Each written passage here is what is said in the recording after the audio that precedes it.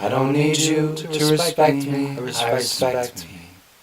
I don't need you to love me, I love me. I just want you to know you can know me. If you change your mind, if you change your mind, if you change your mind.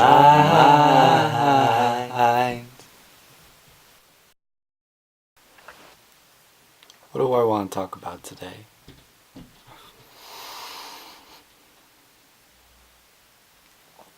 What do I want to talk about today?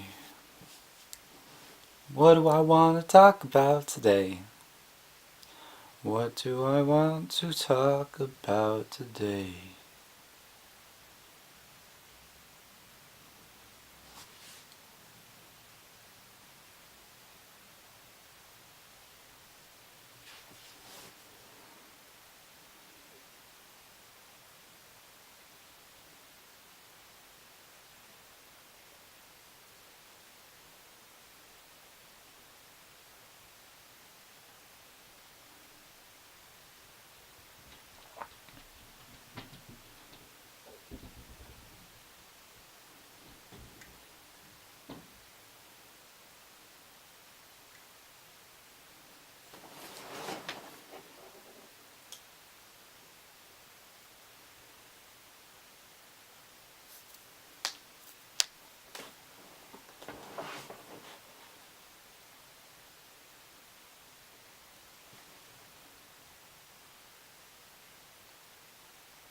Oh, hello there. You just caught me reading palms.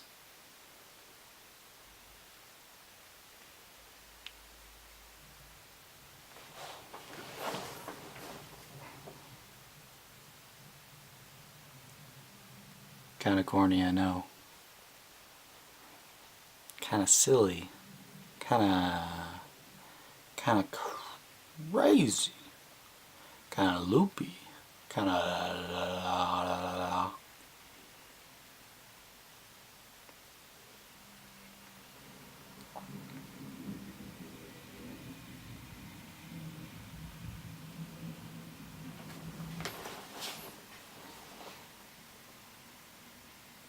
Today I wanted to talk about social anxiety.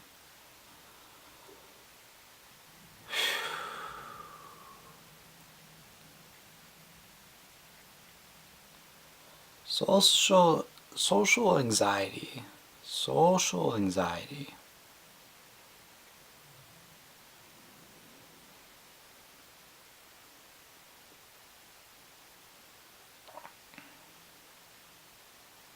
God, when I get in front of a camera, I get all like starlight, like in my brain. I don't know. It's not like talking to a real person. It's just kind of like talking to a camera, which is exactly what it is. And when you don't really have something planned, you just sort of sit there and sort of, I don't know.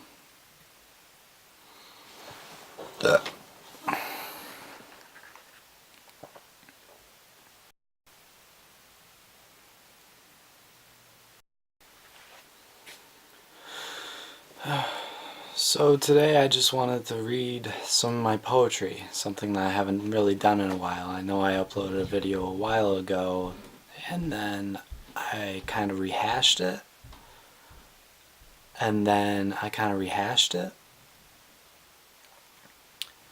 But I've been posting on this website. I've been posting on this website called Hello Poetry. And so far it seems like a really good outlook for me. Output. Outlook. Something like that. And so far it seems like it's really good for me. So, I don't know if you can...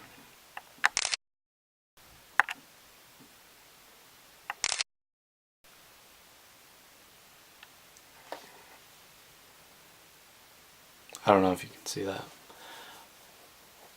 But, so yeah, I mean, I've been thinking about my mom a lot. and she passed away a little over a year ago. And well, I don't really know how to segue to this, but I wrote a poem for her. And well, this is what it is.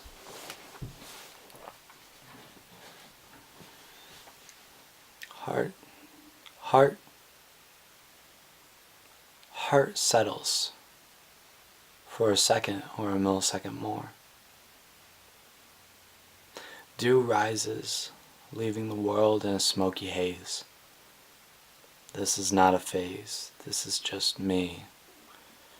She prayed. I stayed away from all that. When I was younger, everything was, as a matter of fact, everything was reading newspapers for comic strips. Everything was reading... I'm gonna start over.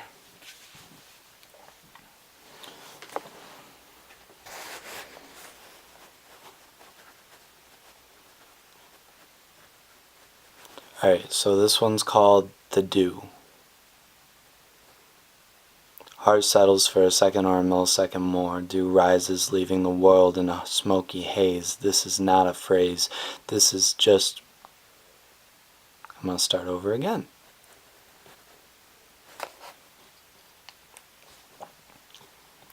The dew.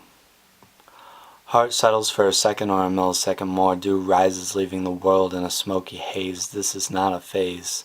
This is just me. She prayed. I stayed away from all that. When I was younger, everything was as a matter of fact. Everything was reading newspapers for the comic strips. Everything was detective novels fit for my young mind. She left it all behind, not by choice. She was my voice. She was my mom. Mom. Mom. Mom. She watched me read poetry with sweaty pits, fear hiding behind my eyelids. It helped that she was there. It helped the fear. Performing in front of people, something I didn't often do. Now the smoke rises, leaving only dew. Who am I now? What will I become? My mom knew me, but someday I'll say she only knew me when I was young.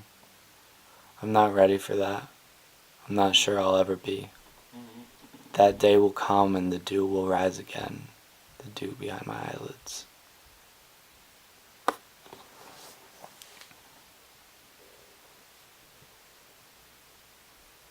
So, I just kind of wanted to take that poem and read it line by line and sort of explain a little bit. That way it gives you sort of an insight to why I love poetry so much.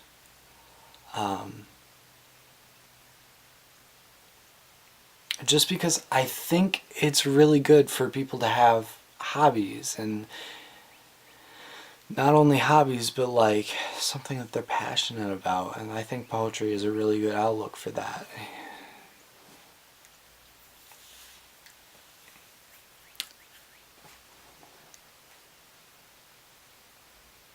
So the dew, obviously that sort of translates into, you know, the feelings that you get and the sort of,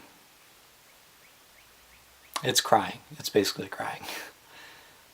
Heart settles for a second or a millisecond more. That one's pretty self-explanatory. I mean,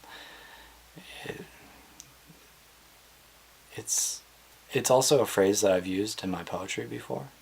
Second, the heart, and settling for a millisecond or millisecond more. And then there's dew rises, leaving the world in a smoky haze. It's kind of the feeling you get when someone is gone and it just seems like life is not the same anymore, because it isn't. And what I've heard about acceptance and all those, you know, the stages of grief, is that your life sort of, it keeps going, and you don't ever lose that person. You don't ever you know, it's just your life grows around it. Your life grows around the loss, the grief. And I don't know, I think that's kind of beautiful in a way. So this is not a phase. Basically what I was just saying. This is just me. You know, very self-explanatory. She prayed. She did. She was very religious, Christianity. She grew up as a Catholic. It was really important to her at, multiple stages in life. So I stayed away from all that. So religion, I don't know. I grew up with it, but it didn't necessarily stick with me, and that's okay. Everyone has their own path.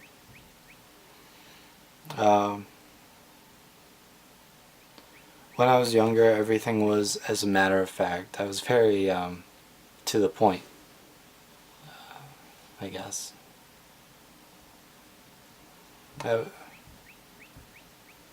guess I thought of things more factual. I would challenge things. I would challenge my teachers a lot. I would always argue with them, so whenever I got a report card back, they would always say, "Joy to have in class, but argues a lot."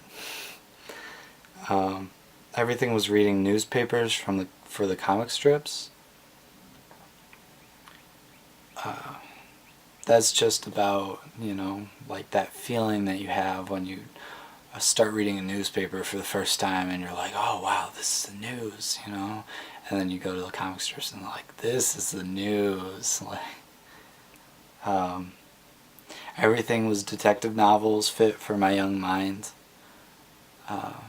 I read a lot of detective novels when I was younger, like not anything too extreme, just sort of little did you find out who the killer was before the last page, that sort of thing. They leave clues, and it was good for a learning experience and stuff like that. She left it all behind, not by choice. Yeah, I mean, she didn't leave. She just sort of, isn't someone I can talk to every day anymore. So there's that. She was my voice. She spoke up for me. She I remember one time I was getting kind of bullied in school, I guess. It was complicated because, everything is at that age, but basically I wasn't having a real good time at school, and she bought me a Spider-Man shirt and gave me a little note card with it, and it was just like the most beautiful thing that, it was really a touching moment. I love Spider-Man, so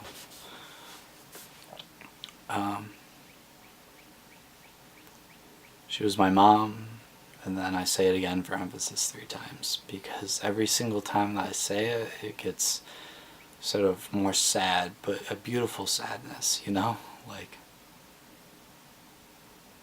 So, and then she watched me read poetry with sweaty pits. That's true. I did have sweaty pits on the. I did a poetry reading, not really just me, but it was open mic, and so I took the opportunity. And my mom sort of, she knew that I loved writing poetry, and she wanted to. She wanted to, help me reach, sort of more potential. And so she took me to this poetry reading. It was really cool. It was at this brewery, and I remember the guy from the newspaper said that I was like the rhyme master, because I did a couple of different poems, and I don't know, it was really cool. But I did have very, very sweaty pits. fear hiding behind my eyelids. That's sort of, social anxiety, that sort of thing, where I didn't necessarily show it at the time. That's sort of the way I am, is that I feel like I'm good at public speaking, except for, the sweaty pits and everything like that. I say a lot, or at least I used to before my mom started correcting me.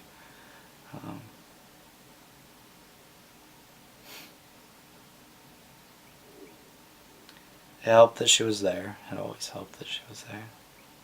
It helped the fear.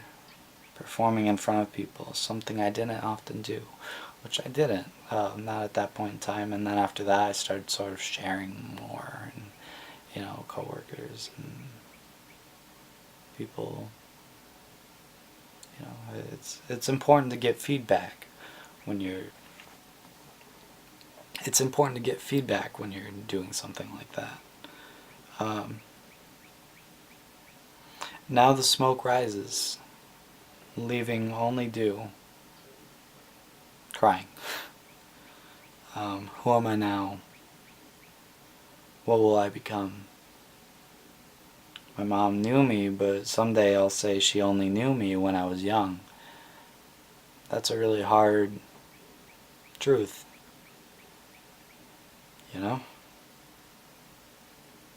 I'm not ready for that. I'm not sure I'll ever be. Maybe someday I'll watch this video and I'll be like, I've accepted it, but I don't know. There's gonna be a wait. The day will come and the dew will rise again. The dew behind my eyelids. So, that was my poem. Thank you.